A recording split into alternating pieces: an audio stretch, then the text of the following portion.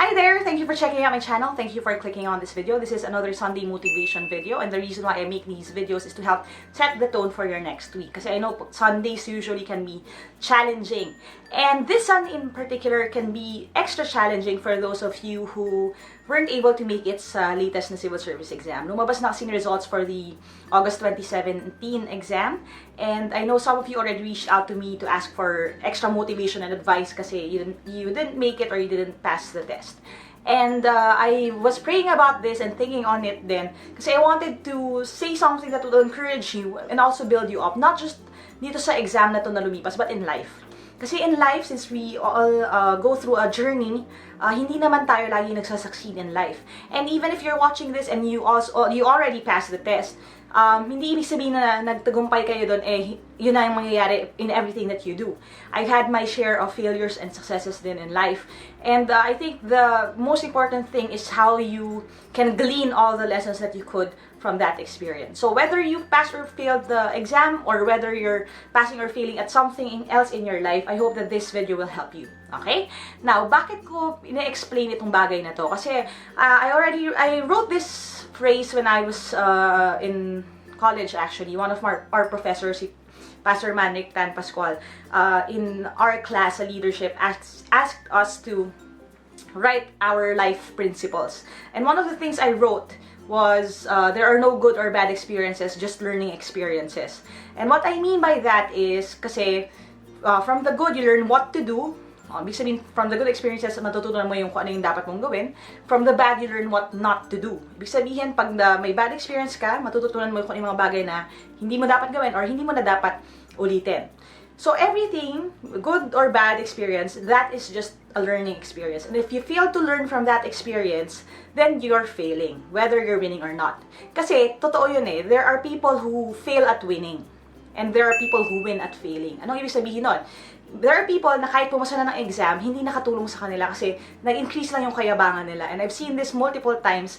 People who succeed in life, akala nila they're all that. Tapos biglang may one thing na mangyayari in the future, dahil hindi pala solid yung character nila, they would fail. And eventually, they will end up in a deeper rut than when they started the journey. So, ang goal ko for you guys is whether you passed or failed the exam or passed or failed in whatever you're going through right now, is for you to learn something new from that experience. So, I'm going to encourage you guys to win at failing. So, if you fail the exam, how do you win kahit na natalo ka dito sa isang battle na ito? So, what are the things that you can think about? Now, first thing, okay? When you fail, you lean. Ano ibig sabihin nun? When you lean, ibig sabihin sumasandal ka. Kasi this is also something that I experienced in my life. For a long time kasi, I was very self-sufficient. Ano ibig sabihin nun? I'm an extreme doer. So I like learning things. I like doing things by myself. So I always go out there and create projects by myself. But when I experience failures, it forces me to lean on other people. Ibig sabihin, it forces me to go back and look at my family, look at my friends, and lean on them for support, for guidance, and also for encouragement. Now, if you failed the exam or if you failed something right now, you would notice na you would be surrounded by the people who will comfort you, the right kind of friends who will keep supporting you kahit na you failed. And for those naman who didn't do that or who just laughed at your failure, then maybe it's time to reconsider if they should play a bigger part in your life. Kasi when you lean on people, okay, it's a humbling experience and it's also a great reminder na hindi ka built para maging mag-isa lang, na hindi mo kakayanin ng lahat and you will always need someone to lean on. Okay, so in my part naman, yung promise ko sa inyo is if you fail the test, don't worry kasi I'm still going to keep making videos as long as kaya ko. That is my promise to you guys. Hanggat kaya ko physically, hanggat kaya ko, at hanggat kailangan ninyo ako, I will try to help you and I'll do my part. Okay? So failure will help you lean on the right people. Okay? It's a humbling experience, it's a painful experience, but I hope that you understand what I was talking about. Now, the second thing is that failure will help you learn. Okay? Failure will help you learn more things, better things. For example, I've had people sending me messages na, Coach, alam ko po bumagsak ako pero aminado ako, dito ako nagkulang. Kasi I think they see na okay, may mga bagay akong kailangan pang matutunan, may mga topics na hindi ko masyadong nag-pay attention doon, and may mga topics naman na I want to learn more about. So ngayon pa lang, kakalabas pa lang ng results ng isang araw, marami nang nagre-request ng mga video topics. And I love that about you guys. Kasi nga, failure will help you learn. And it will open up a lot of things. It will expose a lot of things, or kahit yung mga weaknesses mo na you can patch up and you can focus on developing as your strength. So if you learn something from failure, then you're winning at failure. Kahit na nagkamali kayo or nag-fail kayo, you're still winning kasi you're learning from it. Third thing, failure will help you leave things. Anong ibig sabihin nun? I think one of the best parts and most painful parts of failure is it will force you to edit your life. Anong ibig sabihin ko doon? Kasi when you fail, okay, you will think of bakit ako nag-fail? What are the things na naging distraction sa buhay ko? Who are the people who were not helpful sa process na to? And you will be faced with the decision to either keep them or leave them.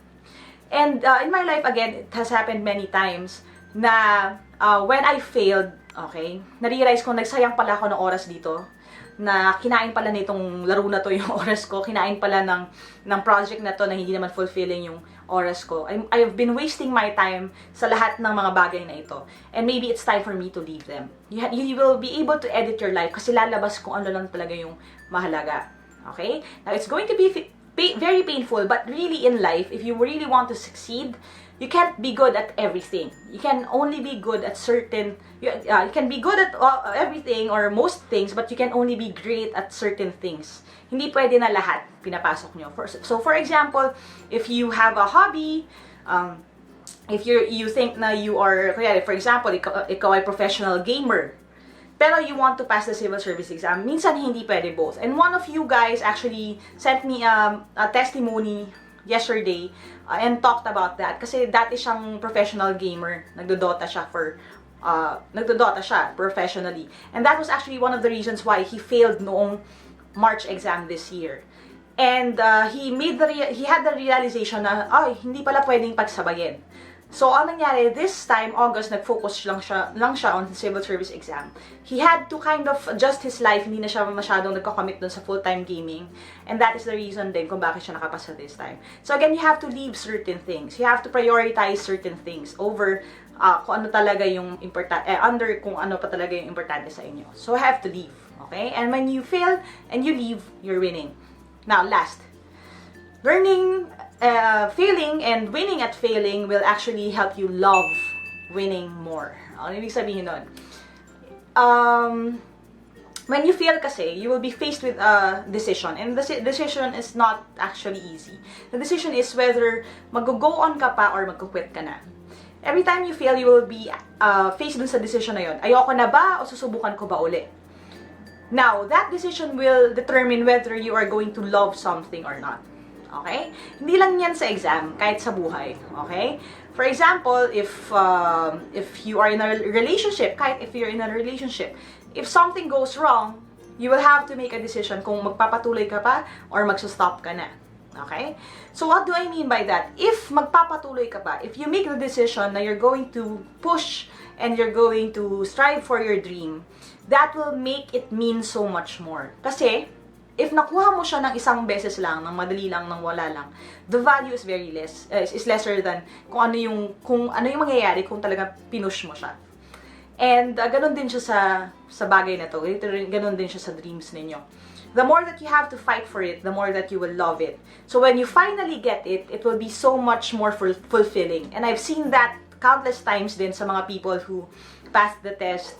They would send me messages na, Coach, pang 20 na take ko na. Ang sarap pala ng feeling na makikita ko yung pangalan ko. There were people na umiyak daw sila, nakita na yung name nila. There were people na hindi maniwala na nandun yung pangalan nila, so binalikan niya pa uli, nirefresh niya ng nirefresh. Kasi sobrang sarap ng feeling. And even more than that, actually, mas masarap yung feeling nung tatawagan na nila yung parents nila, sasabihin nila nakapasa sila. And iiyak yung mom, or iiyak yung dad, or yung mga people who supported them would be so happy for them. And I want that same experience for you. So what is that you want in your life? Are you failing on that right now? Is it, hindi lang naman yan sa civil service exam, like I said, kahit sa school. If you really want this course pero bumabagsak ka, okay? Ano, gusto mo ba talaga? How much do you want it? If you really want it, and if it's really what God has in store for you, you have to fight for it. You have to win at failing. So, huwag nyo sayangin yung failure. You can learn so much from that experience. So again, when you fail, okay, failing will help you lean on people, on the right people. Failure will help you learn new things about yourself and about that, whatever that is that you're chasing. It will also help you leave the unimportant things. It will help you edit your life. And it will also help you love what you're doing more. Kasi if you fight for it and you finally get it, you will value it so much. So I hope that is something that can get you to thinking this week. What is something you really want? And if you failed on that, I pray that you will learn and you will grow from that experience. Okay? So thank you so much for watching, and as always, if you like this, click the like button. If you have friends who failed the exam or who are experiencing something bad right now, maybe you can share this to them and help them dito sa journey nila. And you can comment down below or reach out to me directly if you want my advice. For personal stuff, you can go to www.facebook.com/Ate Lyqa Maravilla for quotes or advice, mga ganon. But if you want to ask me things about the civil service exam or any aptitude tests like yung UPCAT, LET, or anything like that, if you want the tutorials, you can go to www.facebook.com/Team Lyqa. So thank you guys for watching, and I hope that you attack this next week head on. Kaya niyo yan. Aja, and remember, you can always win at failure. So I hope that you become winners this week. I love you all. I'll see you in my next video. Bye for now.